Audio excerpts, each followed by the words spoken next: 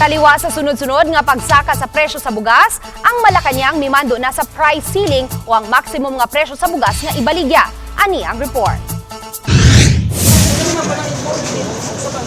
3 ka kilo nga bugas ang gipalit ni Ginang Gilmac sa Mandaue City Public Market. Matud niya, dako-dako na gyud og pagsaka ang presyo sa bugas karon. Mao nga dihang nahibaw kabahin sa price ceiling nga ipatuman sa maong basic commodity, gihangop niya kini og nang hinaot nga matuman. Makatabang hinoon, pero kung mas ubos pag yun ang bugas presyo.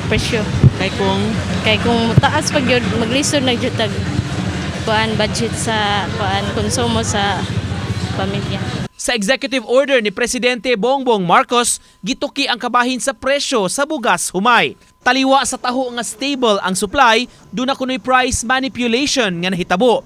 Gimando sa gobyerno ang price ceiling 41 pesos para sa regular milled rice ug 45 pesos sa well-milled rice. Buot pasabot ning maong mga klase sa bugas, ingon ani ra dapat ang maximum nga presyo. Apan ang negosyante nga si Ginang Nieves mipasabot, padayon gihapon ang pagsaka sa presyo sa bugas gikan sa ilang supplier. Ang presyo sa ilang baligya kasagaran tag 50 pesos na kapin kada kilo. Ang tag 20 pesos kada kilo niyang baligya dili bugas kundi asin. Nakapangutana siya kabahin sa maong order ug unsaon kini ipatuman.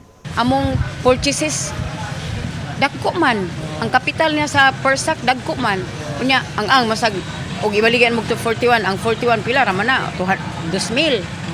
2,000 unya ang palit namo 2,000 size, 2,003. Sa press statement, si Department of Agriculture Regional Executive Director Angel Enriquez mihangop sa kamanduan. Apan gipahibaw niya, makig-coordinate pa sila sunod simana sa ubang mga ahensya sa DTI o sa DILG kabahin sa pagpatuman sa executive order. Uban ni Godfrey Relien, Nico Sereno,